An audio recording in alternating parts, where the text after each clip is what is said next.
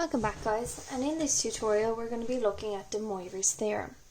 Now, in DeMoivre's theorem, as we've proven in the last tutorial, there's a rule here that we can use to help us to find the power of a complex number using polar form. Now, the rule for DeMoivre's theorem is actually on page 20 of our log tables. You can see it very clearly here, that in polar form, if we have or cos of theta plus I sine of theta to the power of n, it's the same as having or to the power of n cos n of theta plus I sine n of theta, which is what is written in our rule here. But the key is that our complex number must always be in polar form.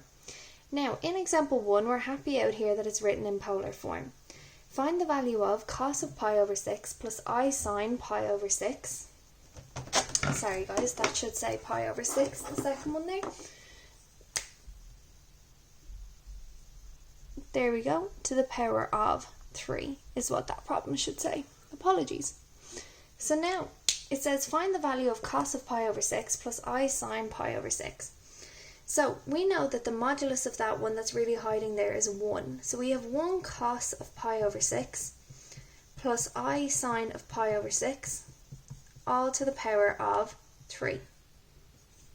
Now, that means by DeMoivre's theorem, what we're going to have here is 1 to the power of 3 cos of 3 by pi over 6 plus I sine 3 by pi over 6. Okay? All in this here. Sorry, don't actually need that second bracket.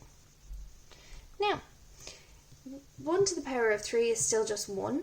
3 by pi over 6 gives me pi over 2. So we now have cos of pi over 2 plus I sine of pi over 2.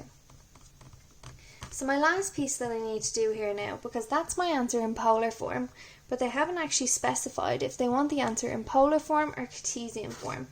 So the first thing I'm going to do is make sure my calculator is in radians.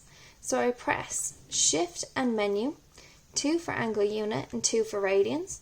Then I'm going to put in cos, shift and pi over 2, which gives me 0, plus sine, shift and pi over 2, which gives me 1. So we have 1 by 0 plus 1i, which just gives me 0 plus 1i.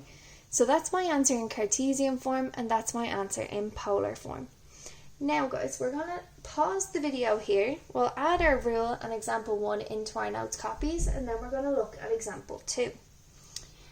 So, example 2 here says, find the value of 1 plus root 3i to the power of 9. Now the key thing that I'd notice here, guys, is I have a power, which shows me that I need to use DeMoivre's theorem. But I cannot use DeMoivre's theorem unless my complex number is in polar form. So the first thing I'm going to do is change my complex number from Cartesian form to polar form. To start this, I need to draw an Argand diagram. I can see my real value and my imaginary value are positive. So that means it's in quadrant 1. So I have my real and my imaginary. I'm going to have 1 on my real axis, and I'm going to have root 3 on my imaginary axis, with my polar number being over here, 1 plus 3, root 3i. Now I know I need to find the modulus, which is from here to here.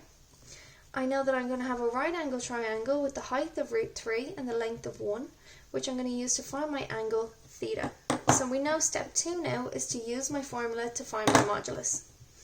So I have or is equal to the root of my real number squared plus my imaginary number squared, which means I have the root of 1 to be squared plus root 3 to be squared, which means I have the root of 1 plus 3, which is the square root of 4, which just gives me 2 units.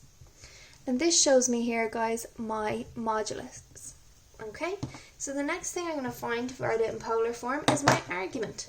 And we know that we're going to use tan theta is equal to O over A, where I have my opposite and I have my adjacent. So I have tan theta is equal to root 3 over 1. Root 3 over 1 is just root 3. So I'm going to bring tan across. So theta is equal to tan inverse of root 3, which I now put into my calculator, making sure that I give my answer in radians. So shift and tan of root 3 gives me pi over 3. And because it's in the first quadrant here, I know it's not just my reference angle, but it's my actual angle. So now moving over here, what I would now write is 1 plus root 3i is equal to my modulus, which is 2, by the cos of pi over 3, plus I sine pi over 3, because this is now my number in polar form. So now we want it to the power of 9. So 1 plus root 3i to the power of 9 is the same as having 2 by the cos of pi over 3 plus I sine pi over 3 to the power of 9. And this is now where DeMoivre's theorem is going to come into play. So that means I really have 2 to the power of 9 by the cos of 2 by pi over 3 plus I sine of 2 by pi over 3.